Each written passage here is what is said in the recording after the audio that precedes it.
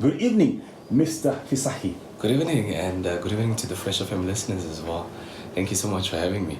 No, it's indeed a pleasure. And, I must say, there are people that tend to say I've got a good radio voice or I speak well. But when I listen to you, I'm like, nah, man, nah. I don't think they've heard people like yourselves. I listened to an interview that you did, I think, a few months ago, maybe a month or two ago. And I was like, yes.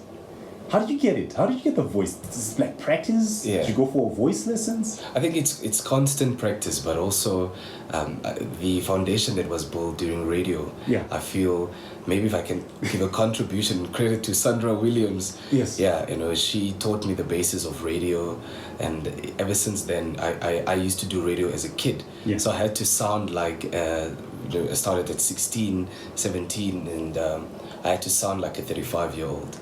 Because she said, you can't be sounding like that kid that is coming from school. So Yes. I had to build that voice. And you really have ultimately built it because it Thank comes you. out very, very well. Thank you so much.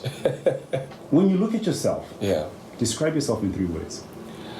Daring, art, and patience. That is what I'm learning. Patience. Yeah. That's an interesting one. Yeah. Why patience? Why I feel learning? for the longest time I've not had a lot of patience. For me, it's, when you're stuck in traffic and you travel and you realize, oh crap, there's actually a lot of traffic out there. Yes. And you come back home, you're like, okay, cool.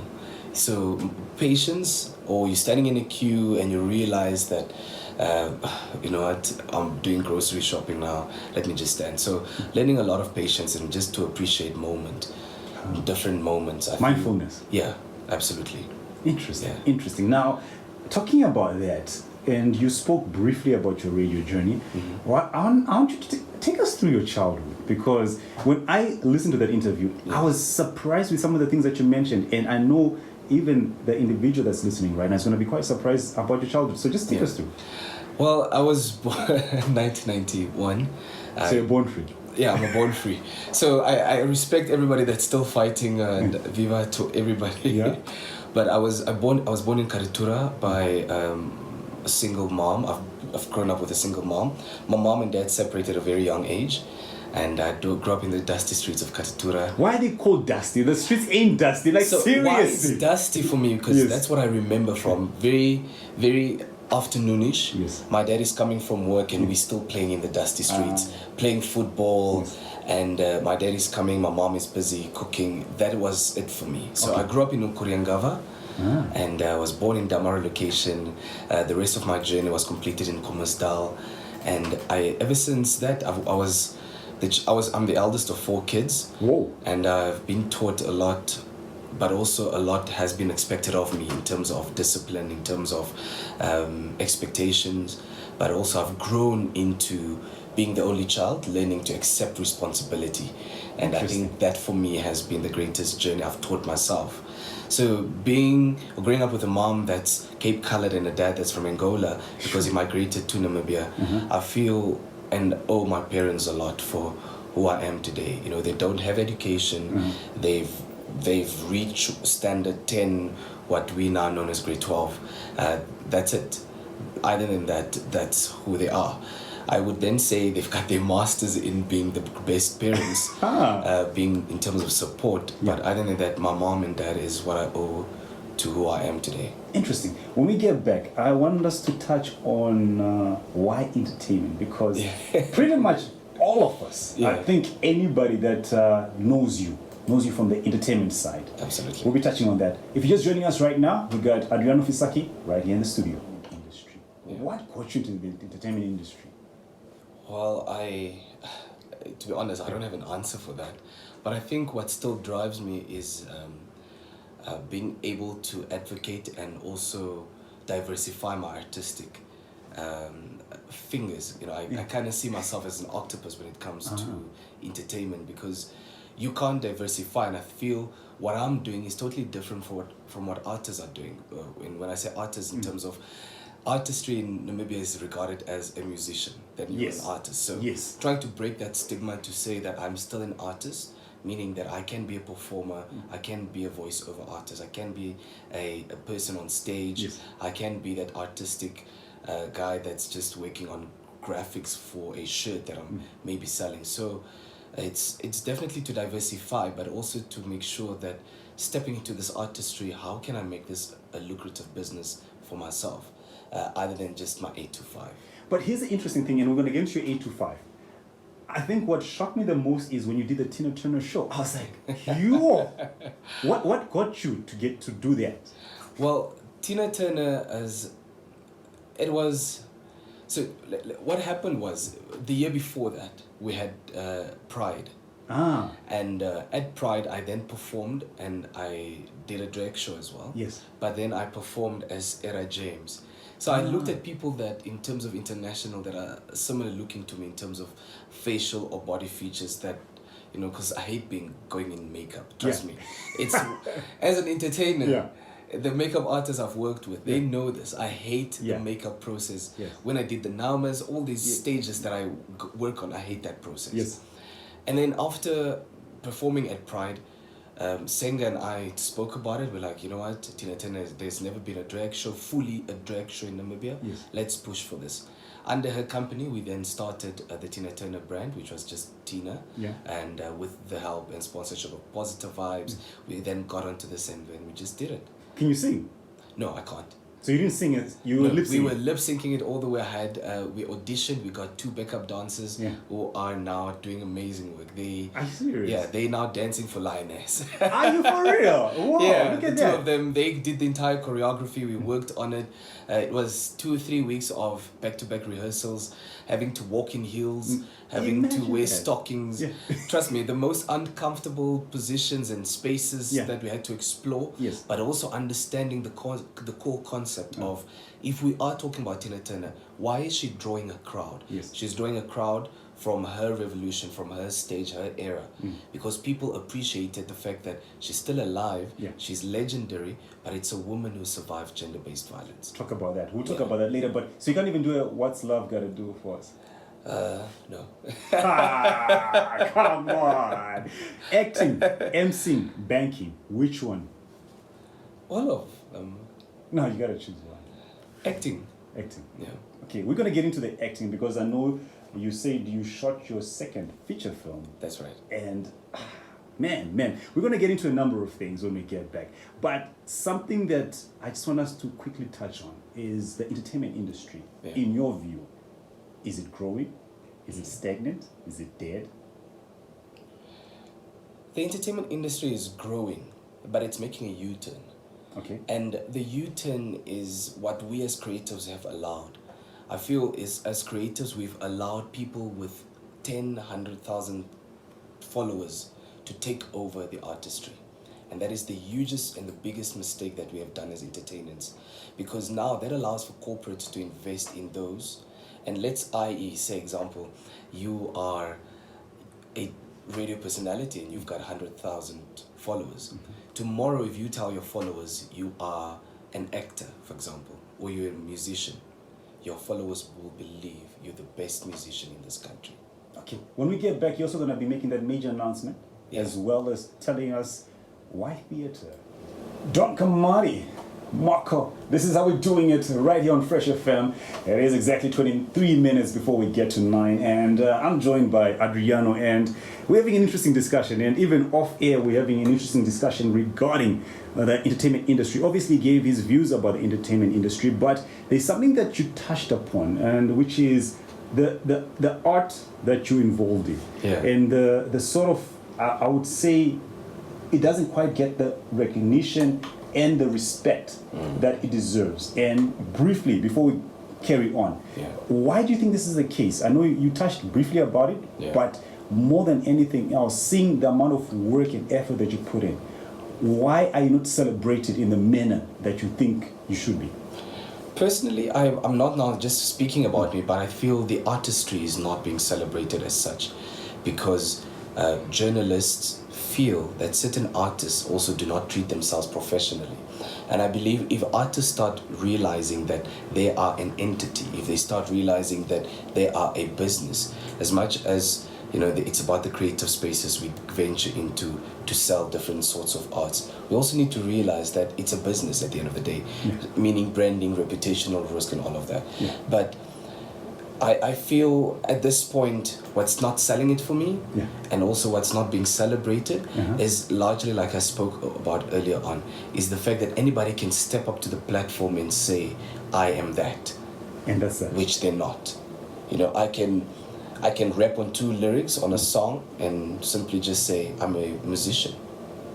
Sure. And that is the wrong impression and the wrong mandate that we're sending out there. And that dilutes those that are really vested within the arts. If you're a musical director and you've studied music, you're good music, and someone comes up and say they're musical director because they've got the latest technology on their laptop, and they know because they've got a following. Who's going to believe who's the greatest one? The one with the following and the one with the latest equipment, but you've put in the hard work. Okay. No, that's really true. Now, I'm actually glad that you're raising that. And talking about that, you have actually finished, that's your second film, acting. Yes. And I asked you briefly, can you give us more info around it? Obviously, you can't say too much. But what brought that part about? Because like a lot of people generally know you from the emceeing aspect. Obviously, they've seen you doing theater, but acting. Why transition into that? I feel my first love will always be theater. I love theater. I love the fact that when you study theater and you do theater, that the emotion is then and there, and you're connecting with an audience. However, when you do film, you do different types of takes, and that is to produce a certain longevity in terms of different cuts, to then say the director and producer would then add that together to create the perfect film. However, with theater, it allows you to become the vessel to breathe that emotion. So if it's that I need to cry now, I will cry, and my audience will be able to relate whichever emotion they're tending to feel. So that is the beauty about theater. But now film, you now delving into the film. Yes. Why film? Yeah, why film? Because it doesn't quite. It's got a greater outreach, and I also feel I've wanted to transition from theater into film to see, to spread my wings a little bit, and also see whether the camera loves me. That's a good one. Yeah. Big announcement. Talk to us. I'm pulling the plug on radio. What? Yeah, that is the big announcement. So 10 years doing radio. I'm pulling, the plug. So just like that. Venturing into something else, something different. Sure. All I'm gonna say, heart and soul listeners. It's you can follow me on my new journey of discovering. Okay. It is Wizkid coming through, and the man himself, Mr. Visagie, just gave us some hectic news that after 10 years in the game, he's calling it a day when it comes to radio. That's something quite shocking and interesting. And you also, at one point, worked at Fresh FM. Yes, I did. With Shaquan. Yeah, with Shaquan. Talk Fresh about... FM 102.9. Maybe you're making a comeback here that I'm not aware of. Certain things happen behind. Next thing I just say like, welcome to Fresh FM. And I'm like, okay, you could have told us early enough. But that's interesting. That's interesting. Are you gonna miss radio though? I will. For me, radio has always been about the people. It's always been about the listener. It's also been of late and for the past few years about the stories that are being shared. I believe the platform that has been created, especially on my radio show, has always been about what is it that the listener is going through, because I believe everybody's got a voice. Yes. Everybody has a voice. Everybody's got an opinion. Yes. But not a lot of people have platforms. And I believe so many people are crying internally, and that is what the radio show has allowed for them to express. And unfortunately, those are elements that I'll miss, because during some people's hurt and pain, I've also learned to heal a lot and also learn a lot.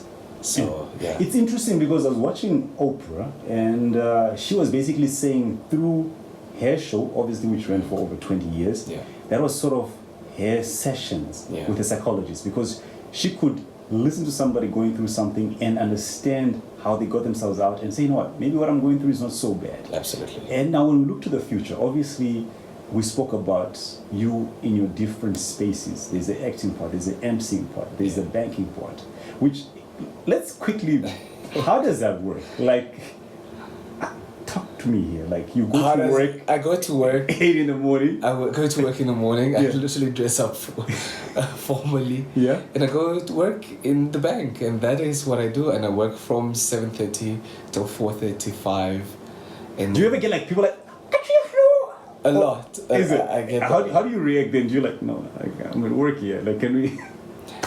I do get that a lot, and it's for me. I've the brand has always been about professionalism, and you know, whether we have had a drink with someone somewhere or whatever space they've met me in, I will always embrace that in those moments that they feel, you know, if someone says I want to take a picture with you, I'm fine with that. For me, my mom keeps me so grounded, and I think I was watching The Color Purple with my mom, and I realized more and more over that we never use words like celebrity, because I'm just a person, and I'm just the person that likes to diversify and embrace who I am. Okay. Yeah. Talking about that and looking to the future, what is in store for you as an individual, as a brand? A lot. There's a lot in store, especially moving as of this. I feel like I'm in 2020 already, because I've already been made a lot of plans for next year as well. And I believe that if you're an entertainer, you need to be looking at, am I booked for January? Am I booked for February? Am I booked for March? Yes. That is the level I'm working my company and myself towards to. Okay. And also having to employ someone extra to do to be doing and running Adriano Entertainment. So it's really pushing the boundary, but also realizing that there's an entertainment industry that needs professionalism. There's an entertainment industry that needs to understand the basic concepts of branding. Yes. And that is where I am pushing the brand to. I'll be flying off month end to Burkina Faso for the Satigué Awards, where I've been nominated in 2 categories as best. Congratulations! Thank you. As best male actor and also best actor across Africa, the Southern Africa diaspora. So I'm excited about that, and also realizing that, like you said, now I just finished shooting the second film for more films, but also to put Namibia on the map, to put the brand on the map. So, yeah. Talk to an Adriano that is 12 years old and looking to the future. An Adriano that's 12 years old, I always come back to these words, and these are the words of my mom, to always be humble. That's it. That's it. Just be humble. You heard the man right there. Humility gets you further in life. Last words. What do you want to think? This is your moment. My moment. Definitely my mom and dad and my parents. I believe I would not have been where I am today had it not been for them. The greatest support system. That's where they are, you know, not a following on social platforms, because even those that follow you on social media are really not there. They're just there to lurk. But those who follow me relentlessly, thank you so much. Those that are supporting, those that buy tickets to shows, those that show up.